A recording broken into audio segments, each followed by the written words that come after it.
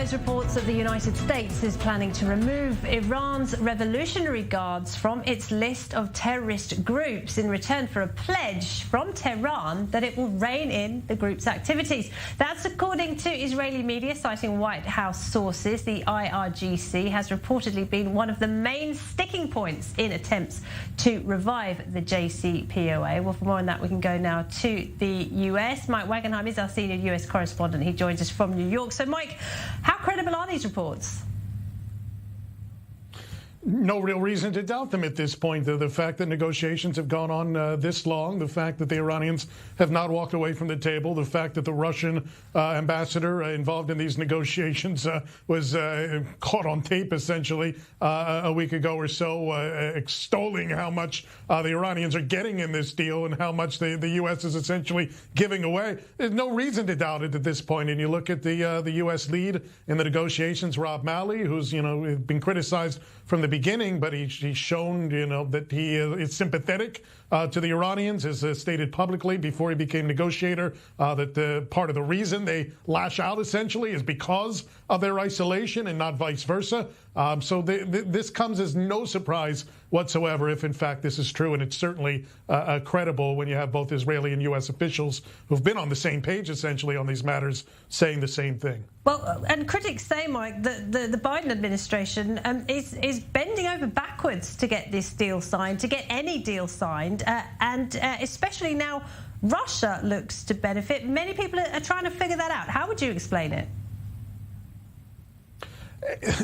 Essentially, the Biden administration is glued to the concept of returning to the JCPOA. They essentially have on blinders, or at least the ones that didn't leave the negotiating team because of that. The administration essentially has on blinders. They're going to get back into this deal at all costs. They feel that it was a mistake by the Trump administration of catastrophic proportions to leave the deal. They made a campaign pledge on it. They've invested an immense amount of diplomatic capital, for that matter, economic capital, trying to get back into this deal. They see it as a loss of credibility if they fail to reach an agreement, and therefore they're basically throwing everything at the Iranians now possible to get them back in. How do I explain it?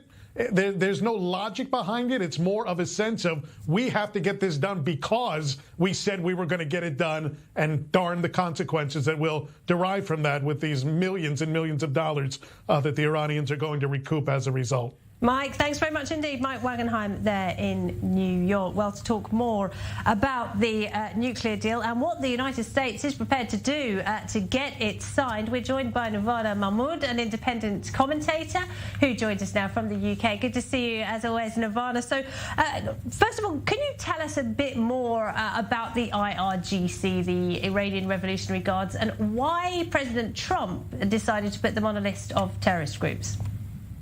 Good to speak to you, Laura. The IRGC is a military branch of the revolution. It's founded by Khomeini since the revolution 1979. The Iranians have inherited the army of the Shah, and they didn't trust many elements of it, so they choose to create their own. And it fought in the Iraq-Iran war, and it proven that it is a very powerful arm of the revolution. However, it become expanded, and it become a huge political and economic force within the establishment in Iran. But later it evolved, and it become like the head of the gang running several militias in the Middle East, loyal to Iran and inspired by Iran to fulfill their goals within several countries in the region. Why President Trump have sanctioned or designate them as a terror group? Because A, they are. B, because he saw that maximum pressure will help to reduce Iran terror activities in the Middle East and reduce the tension. That was his view, which clearly the Biden administration doesn't agree with it. Well, just this week, Nervana, the IRGC claimed responsibility for an attack, a rocket attack, close to the US consulate in Iraqi Kurdistan. Did that not give the White House pause for thought? Well, as your reporter before mentioned, they are so concentrated on the deal that they are unwilling to consider the bigger picture for several reasons. First of all, I think it's important to understand how huge the attack in Erbil, because Iran formally admitted before Iran denied or conducted those attacks via its own militias in Iraq or in Lebanon before, etc.